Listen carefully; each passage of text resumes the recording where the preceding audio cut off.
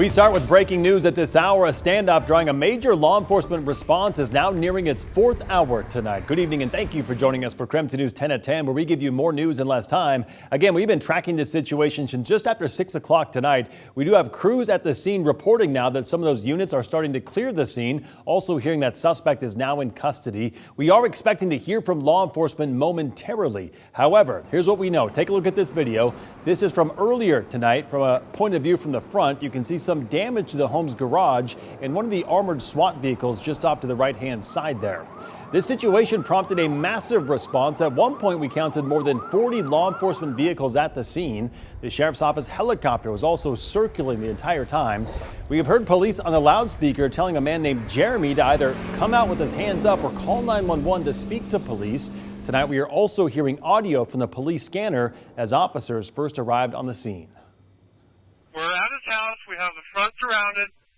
No cover in the rear. He's yelling from inside of the house at us. Our shot's fired!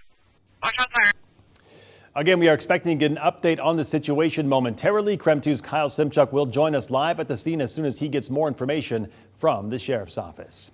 Meantime, earlier tonight, the Spokane police chief and mayor came together today to address concerns over a perceived increase in violent attacks in downtown Spokane.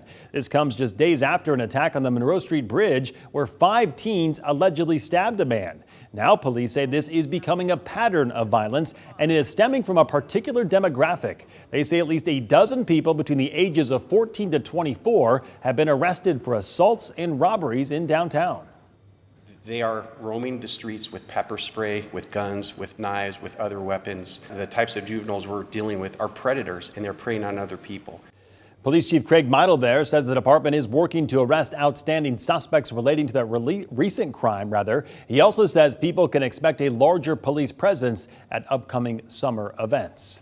Meantime, Washington's Department of Health launched a new opioid and drug overdose dashboard. The data aims to help communities across the state reduce overdose deaths. The dashboard features statewide, regional, and county level data on hospitalizations and deaths due to overdose of opioids and other drugs. The Spokane Regional Health District says it's a tool that will help guide local response to drug use right here in Spokane. If we can work together as a community, then we can definitely make an impact and at least hopefully start seeing a slower rate with those numbers and potentially a decrease. Across the state, the data shows an upward trend of hospitalizations and deaths. SRHD attributes some of these totals to the COVID pandemic. And new tonight, Washington Governor Jay Inslee says he is eager to sign 3 new gun bills into law. The 3 bills appear to be headed to his desk. They would ban the sale of guns defined as assault weapons, hold gun manufacturers responsible when their products are used illegally, and require safety training and a 10-day waiting period for all gun buyers. This type of bill, frankly, has got less attention, but the evidence is it can be maybe the most effective thing to reduce gun violence, to get people actually to understand the risk that they have and their family has, not only from homicides, but from suicides. The bills have 10 days to reach the governor's desk. The session wraps up, by the way, on April 23rd. Also new tonight, we now know the identity of the miner killed at the Galena Mine Complex in Wallace, Idaho. Blake Nutting was killed when falling rocks hit him in the head. A verified GoFundMe has been set up to raise funeral funds and to support the victim's wife and son. If you'd like to donate to that link, it's on our website. Just head to KREM.com. Seattle police say they found a body in a heavily wooded area in Renton while following leads in the disappearance of Leticia Martinez. Police have not said if the body is Martinez. The spot where the body is believed to have been found is not far from the area that Martinez's son escaped after reportedly being kidnapped. The medical examiner will be the one to release the identity of that body. All right, let's talk weather now. Well, other parts of the country and even the region are seeing flooding right now. Spokane's weather has turned out to be maybe nicer than expected. Let's get straight to Chief Meteorologist Jeremy Legoo for more on what's in store for tomorrow and the weekend. Jeremy? Well, Mark, it's still pretty cold out. Right now, we sit at 40 degrees, a little bit warmer than where we were last night, thanks to a little more cloud cover. But as those clouds start to dissipate, we will see a pretty quick drop in temperatures here tonight. And I think it means another cold morning tomorrow. We saw a round of showers with our persistent trough over much of the western U.S. Very scattered in nature earlier today and already already starting to fall apart. We'll watch those continue to fall apart overnight, but look at that. Snow still coming down off to the north and likely continues to do so as we head through the remaining hours of the night. Eventually tomorrow we catch a break and then see another round of showers build in the afternoon. It does look like that pattern comes to an end tomorrow though, and by Saturday we're talking an incoming round of clouds as we see temperatures start to climb ahead of an advancing cold front. For us, that means 50s. Past few days we've struggled to hit 50. Tomorrow we are in the low 50s. Saturday we're in the upper 50s, and by Sunday it's near 60 before the return of rain. All right, Jeremy, that sounds good. Thank you very much. We'll check back in with you later in the broadcast. We want to get now to our breaking news. We brought you up the top of the broadcast that we've been tracking all night long. We have just learned a suspect has been taken into custody in connection with that major police response on the South Hill. Law enforcement is addressing the situation as we speak, so let's take a listen in. A thorough investigation into what happened here.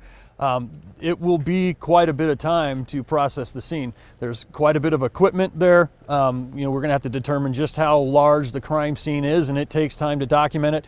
And plus, because some of the way the state protocols are written, we are going to have to, if the state patrol has to come in and be lead, it's going to take some time to get resources in here to investigate it. Did that man have a previous history with law enforcement? I don't know his exact previous history right now. Besides the assault and robbery charges you mentioned, do you know what other charges he'll face based off what happened today? It depends on what the investigation determines is what happened with the deputies this evening, right? That certainly could lead to more charges, but that's something the SEER team will end up looking at. As far as other things, as far as a criminal history, again, remember last night we were called by a designated crisis responder to come and take this person into custody because they felt he was a danger to himself or others. We heard quite a large boom as we were waiting on the scene.